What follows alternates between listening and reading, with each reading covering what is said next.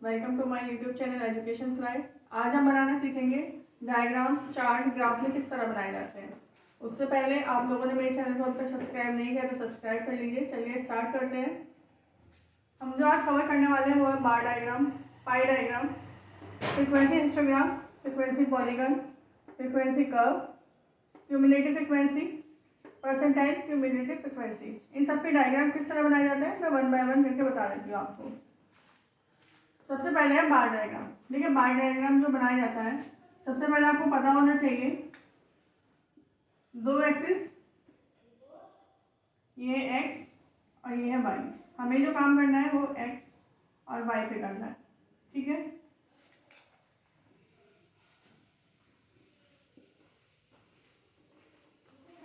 बार diagram में suppose कीजिए आपको कोई क्वेश्चन दिया गया है, उसमें कहा गया है किसी स्कूल में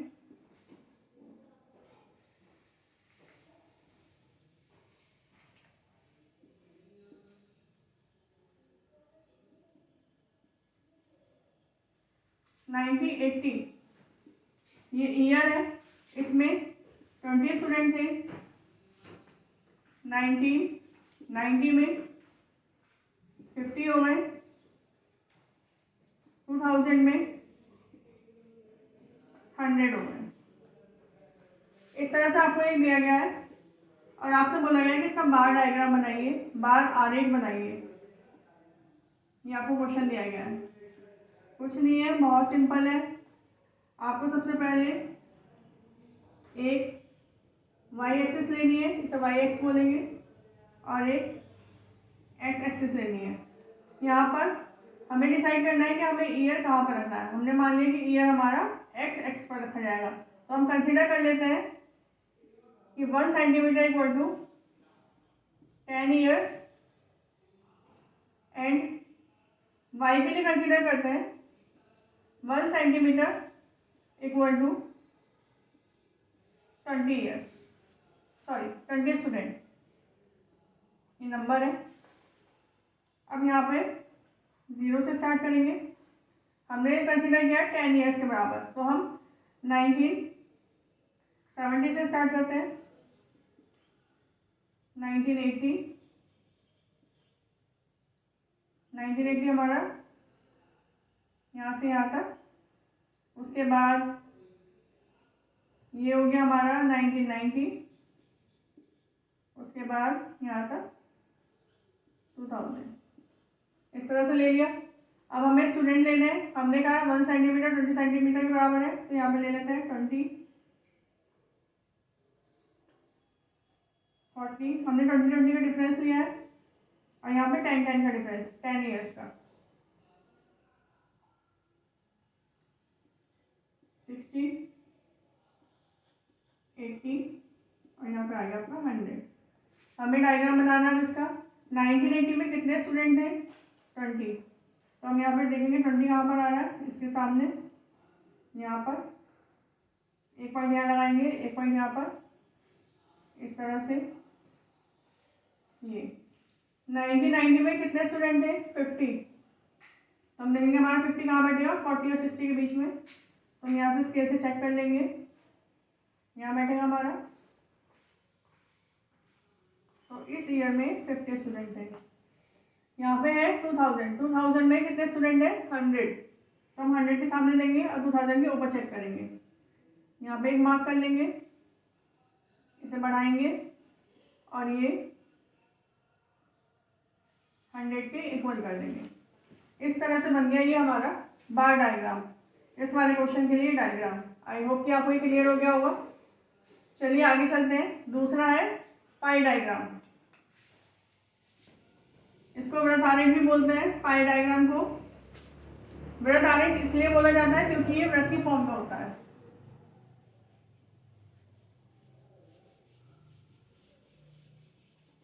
बहुत सिंपल डायग्राम्स हैं, ज़्यादा कुछ इसमें।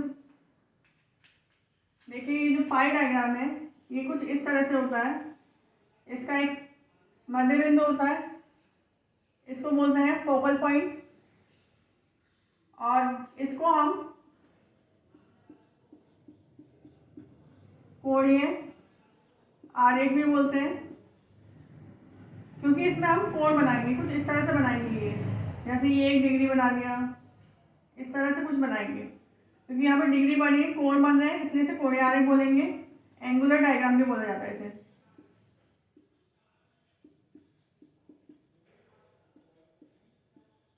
और ये है इसका केंद्र बिंदु।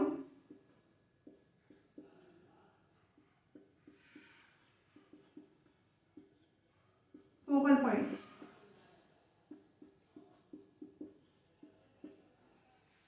देख लेते हैं हम इसको बनाते कैसे हैं।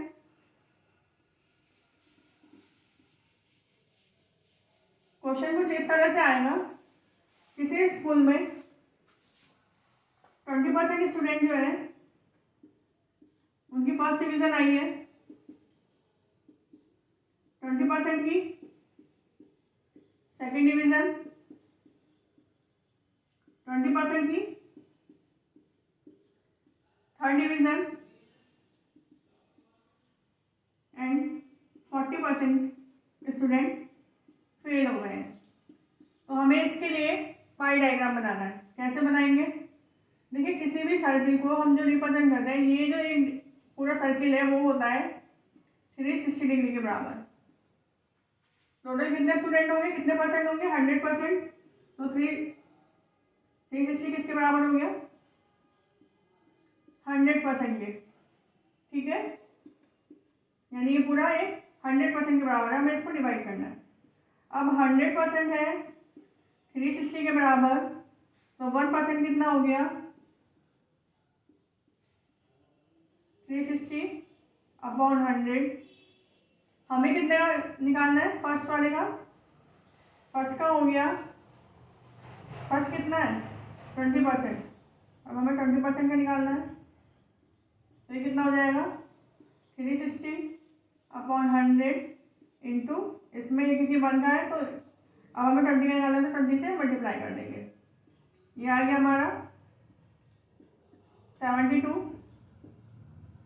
इसी तरह से हम सेकंड के लिए निकाल लेंगे। पहले सेकंड में कितने हैं? 20%।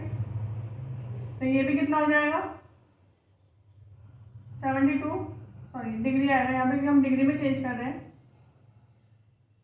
ये पूरा डिग्री में हो गया। डिग्री को हम इस वाले साइन से रिप्रेजेंट करते हैं, तो ये हो गया 72 डिग्री। थर्ड वाले कितने हैं? 20%। 20% को पहले हम डिग्री में चेंज करेंगे क्योंकि हमें पाई डायग्राम बनाना है। ये भी कितना हो गया? 72%। जो हमारे फेल स्टूडेंट हैं वो कितने हैं? 40%। अब हमें इसको डिग्री में चेंज करना है, तो जो हमारा 1% था उसमें 40 के मल्टीप्लाई कर दीजिए। 360 अपॉन 100 इंटू 40 कितना आ गया? ये 144 डिग्री। आप यदि इन सबको ऐड करेंगे तो कितना हो जाएगा? 360 डिग्री। शायद आप चेक कर लीजिए। अब इसके लिए हमें डायग्राम बनाना है। क्वेश्चन को रब कर देती हूँ मैं।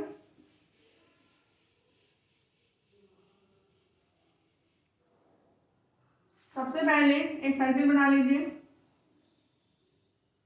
उसका एक केंद्र बिंदु फोकल पॉइंट ले लीजिए। यहाँ से एक लाइन खींच दीजिए। इसे मान लीजिए O। ये कोई पॉइंट है और ये हो गया OA। सबसे पहले हमें फर्स्ट वाले चेक करने हैं। फर्स्ट वाले हैं 72 डिग्री, तो यहाँ से हम 72 डिग्री लेंगे। इसे हम मान लेंगे 72 डिग्री। तो ये हो गए हमारे फर्स्ट वाले। इसके बाद सेकंड वाले, ये भी 72 डिग्री है। कैलकुलेशन के अकॉर्डिंग ये अलग अलग हो सकते हैं, डिपेंड करता है क्वेश्चन पे। जो भी क्वेश्चन होगा उसके अकॉर्डिंग ये नंबर चेंज हो जाएगा कैलकुलेशन के अकॉर्डिंग। तो हमें ये पता लग गया फर्स्ट वाले हैं, इसे हम नाम दे देते हैं OB।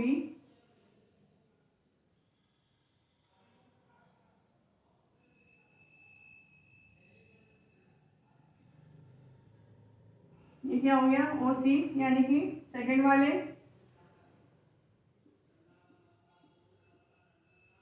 तीसरा कितना है? ये भी 72 डिग्री है। ये कुछ इस तरह से हो जाएगा। ये जो O है वो ये है। ये क्या हो गया? D। और ये भी कितना है? 72 डिग्री। लास्ट जो फेल है वो है 144 डिग्री, यानी कि ये। ठीक है, अब हम इसको रिप्रेजेंट करेंगे, जो हमारे फर्स्ट वाले हैं उसे हम रिप्रेजेंट कर देंगे इस लाइन से।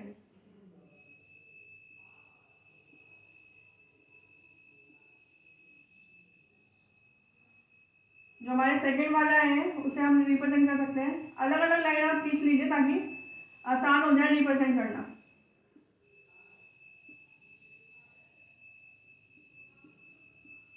ये थर्ड वाले हैं, तो हम कह सकते हैं जो हमारे फर्स्ट वाले हैं उसको हमने रिप्रेजेंट किया है इस लाइन से। जो हमारे सेकंड वाले हैं वो इस तरह से हैं। जो थर्ड वाले हैं वो किस तरह से रिप्रेजेंट किए हैं आपने,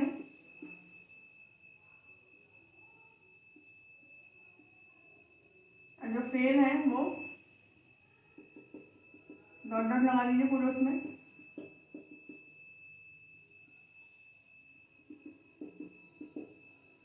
तो ये था पाई डायग्राम। क्लियर हो गया होगा आपको। सबसे पहले ये कैलकुलेशन करनी होती है, जितने भी परसेंटेज है उसको आपको 360 के बराबर रखना है, 1% का निकाल लेना है। फिर जो भी क्वेश्चन में दिया होगा 20%, 30%, वो आपको निकाल लेना है और उसको इस तरह से रिप्रेजेंट करना है। तो ये हो गया हमारा पाई डायग्राम बता दे। नेक्स्ट हम चलते हैं फ्रीक्वेंसी हिस्टोग्राम।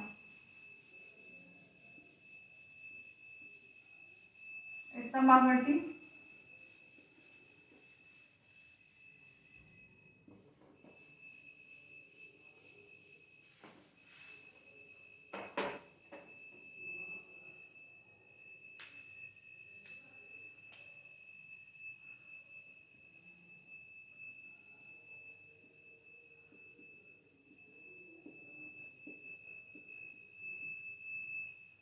देखिए फ्रीक्वेंसी हिस्टोग्राम में क्वेश्चन किस तरह से आएगा।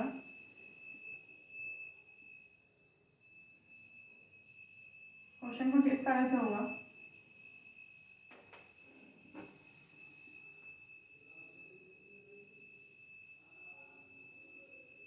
ये क्लास हो गई और ये फ्रीक्वेंसी हो गई। ये कह रहे हैं 5 से लेके 10 के बीच में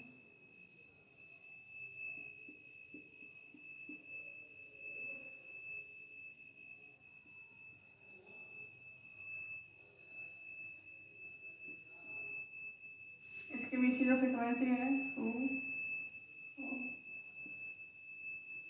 इस तरह क्वेश्चन इस तरह से होगा। कुछ हमें बोला जाएगा इसके लिए फ्रीक्वेंसी हिस्टोग्राम बताइए, यानी कि आवृत्ति आरेख।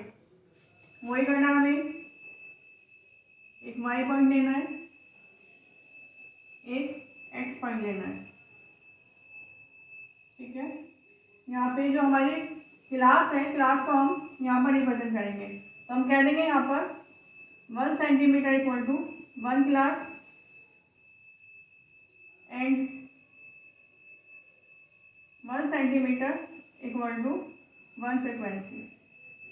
ये यहाँ पे क्लास ले लेते हैं। देखिए 0 से स्टार्ट करिए, 0, 5, 10, 15, कहाँ तक लेके जाना है हमें, 25 तक,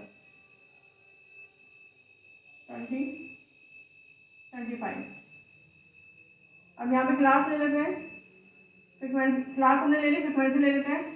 कहाँ तक लेंगे, मैक्सिमम फ्रिक्वेंसी कितनी है, 5 तक ले लेते हैं। 1, 2, 3, 4, 5।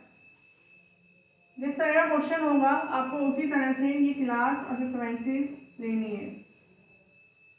तो देखेंगे 5 से लेके 10 के बीच में कितनी है, 2 है।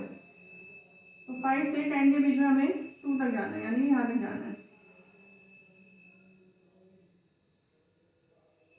ये इस तरह से ले लेंगे।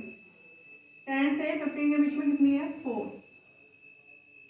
10 से 15 के बीच में हमें 4 तक जाना है। ये गए हम 4 पर। 15 से 20 के बीच में 5 है, 5 तक लेके जाएंगे।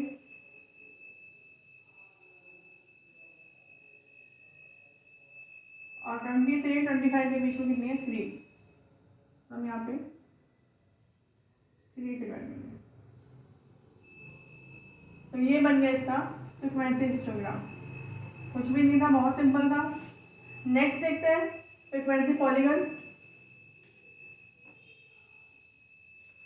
आवृत्ति बहुभुज। इसी क्वेश्चन पे देख लेते हैं।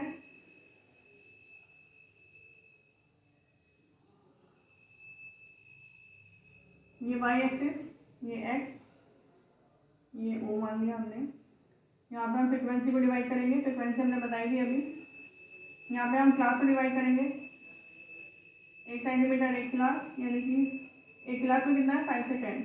तो 0 से पहले 5 ले लेते हैं, फिर 10, 15, 20 एंड 25।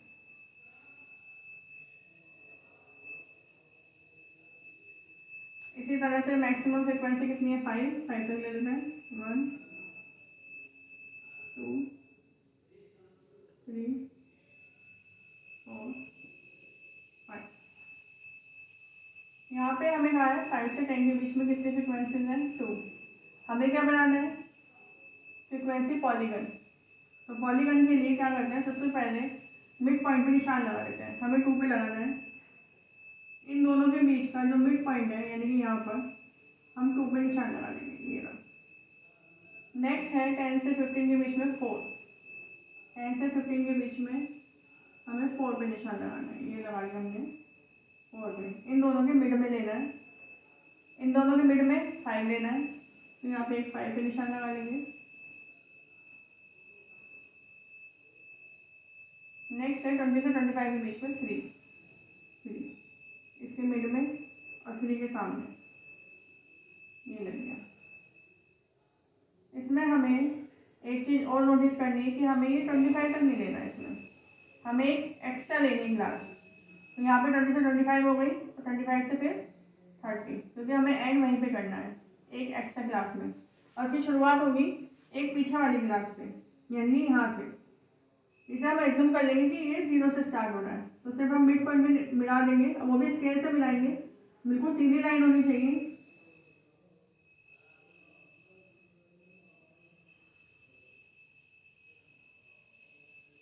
लास्ट वाला पॉइंट हम एस के मिड में ले लेंगे और यहाँ पर खत्म करेंगे। ये बन गया इसका फ्रीक्वेंसी पॉलीगन, आवृत्ति बहुभुज। सिंपल था, सिर्फ हमको यहाँ पे स्केल का यूज करना है, ये देखिए। और एक बार जो ध्यान रखनी है, एक पहली क्लास से स्टार्ट करना है और एक एक्स्ट्रा क्लास लेनी है। नेक्स्ट है फ्रीक्वेंसी कर्व।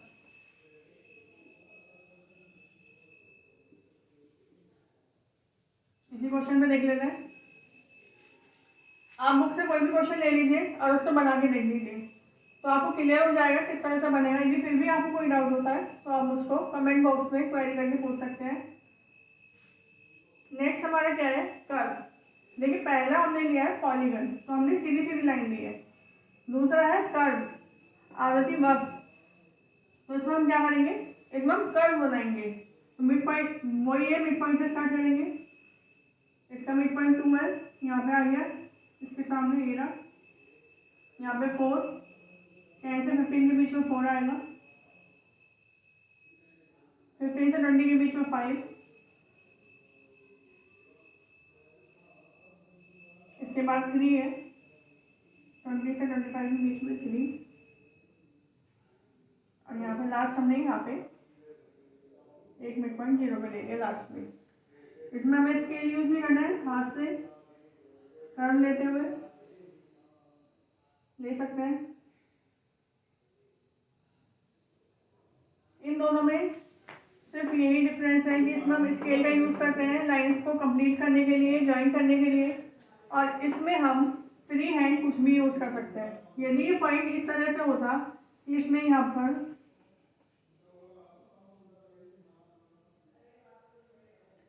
मान लीजिए भी 15 से 20 के बीच में यहाँ पे होता 1, तो हम इसे कैसे लेते, 15 से 20 के बीच में यहाँ पे आ जाएगा 1, तो हम इसको ये ले लेंगे।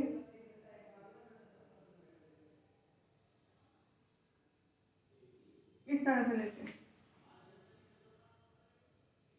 क्लियर हो गया होगा सभी को कि इसमें फ्री हैंड लेना है और इसमें स्केल का यूज करना है।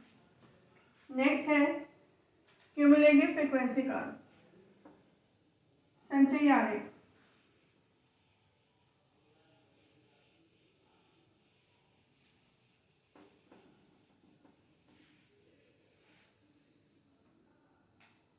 देखिए कि इसमें क्वेश्चन किस तरह से आएगा। इसमें क्लास दी होंगी और फ्रीक्वेंसी दी होगी। क्लास किस तरह से, वही ले लेते हैं हम 5 से 10, 10 से 15, 15 से 20, 20 से 25। फ्रीक्वेंसी ले लेते हैं 2, 4, 1, 5। इसके बाद हम इसकी क्यूमुलेटिव फ्रीक्वेंसी निकालेंगे, संचयी आवृत्ति CF। CF कैसे निकालते हैं, जो ये नंबर है वो ऐसे कैसे आ जाएगा। इसके बाद इसमें ये ऐड करेंगे तो यहाँ आ जाएगा 6, 6 में 1 7 और 7 में 5 ऐड करेंगे तो कितना हो जाएगा 12। तो अब हमें क्लास को लेके और CF को लेके एक डायग्राम बनाना है।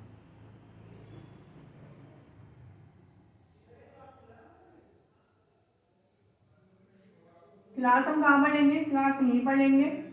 ये 5 से स्टार्ट है, हमने 0 से स्टार्ट कर दी, 0, 5, 10, क्योंकि हमें इसमें एक एक्स्ट्रा लेनी होती है, 15, 20, 25, 30, 35। बस आपको 30 तक लेनी है।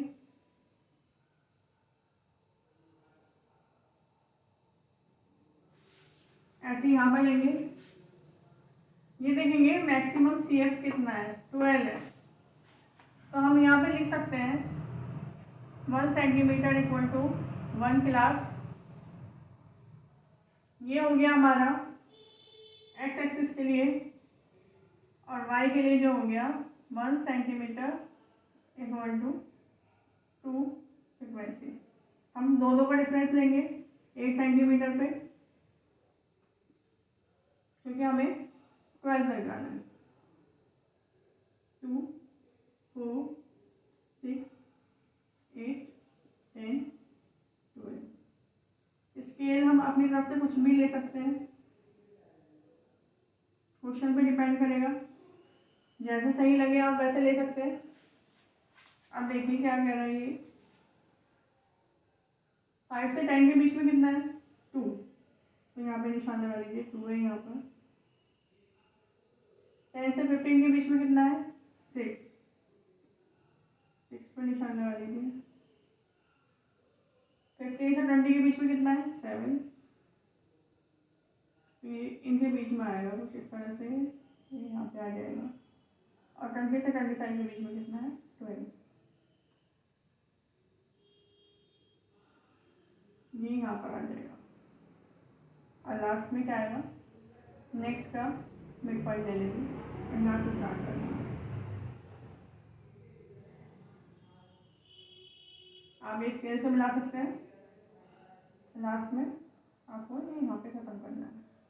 ये हो गया आपका क्यूमुलेटिव फ्रीक्वेंसी कर्व, संचयी आवृत्ति आरेख।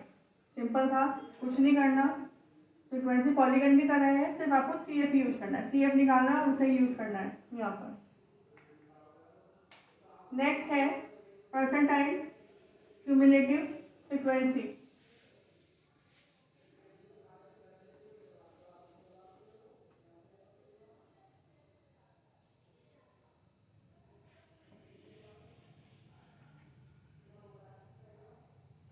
यहाँ पे देखिए CF है, CF दे रखा है, हमने CF पहले निकाल लिया इससे पहले क्वेश्चन में। तो यहाँ पे हमें परसेंटाइल और निकालनी है।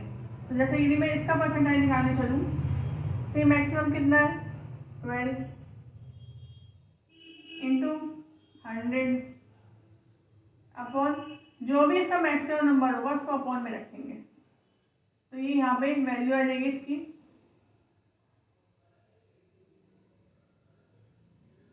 ये कितना आ गया 100%। अब इसका निकालें, यहाँ पे स्टूडेंट यहाँ पे स्पेस नहीं है इसलिए मैं नीचे लिख रही हूँ। अब यदि मैं इसका चेक करूँ तो इसका कैसे करेंगे, 7 into 100। Maximum value C F की क्या है 12 अपॉन में 12 आ जाएगा। इसे कैलकुलेट कर लेंगे। इसी तरह से इसे भी कैलकुलेट कर लेंगे 6 इंटू 100 अपॉन 12। इसी तरह से इसे भी कैलकुलेट कर लेंगे।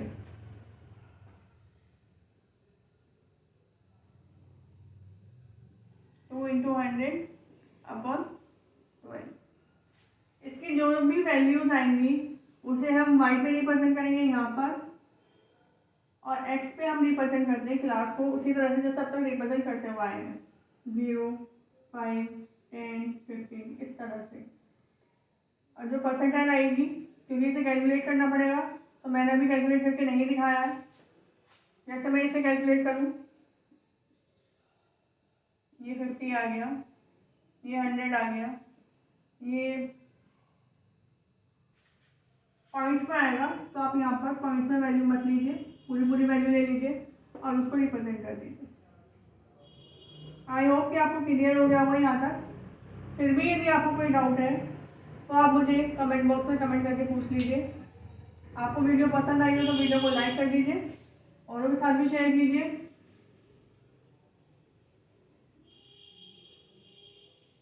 वीडियो कैसी लगी मुझे कमेंट बॉक्स में कमेंट करके बताइएगा।